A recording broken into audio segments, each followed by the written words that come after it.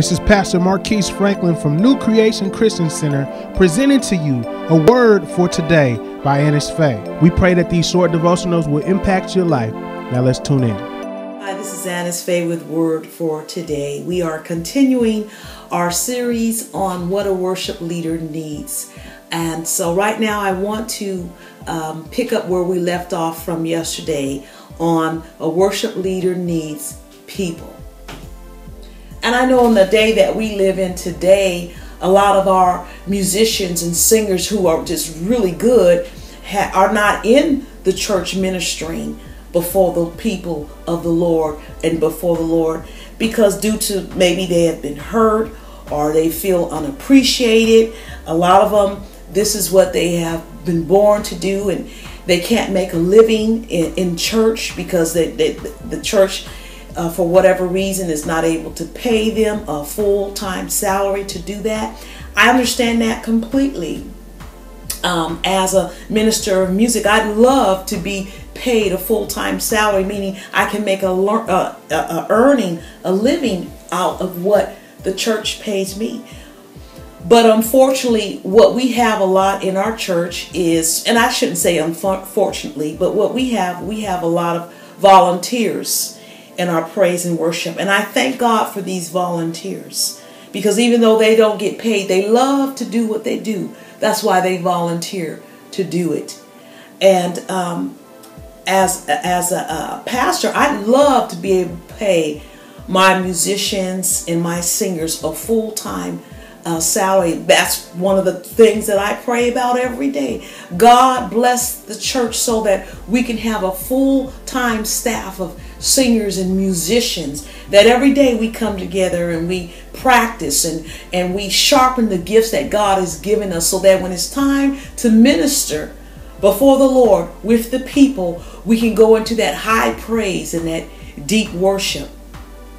One of the things that is unfortunate is today the percent of Christians that pay tithe is under 10%. And so our churches are lacking in finances. All over the world, we're lacking in finances.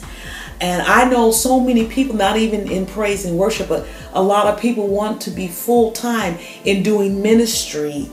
And one of the reasons that we're not able to do that, not everybody, is because as a body, as a whole, we are not faithful in paying tithes. And I know a lot of people also say that, well, I don't believe in tithes and I don't like tithes, but I'm a giver and different things like that. And that's great and that's fine. But I found that most people who have an issue with tithing have issues with giving, period.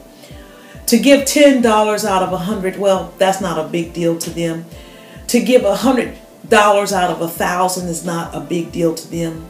But to give $10,000 from $100,000, oh, that becomes kind of crunchy. To give $100,000 if you've received $1 million, oh, the church don't need that. And the enemy will bring up give you all kinds of reasons not to give to the church.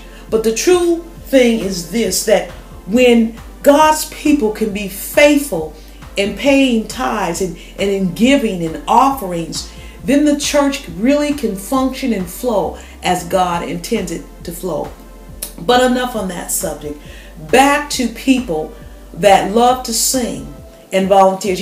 Me personally, like I said, I don't need someone that is an awesome or great singer. I mean, if I had them, it would be great.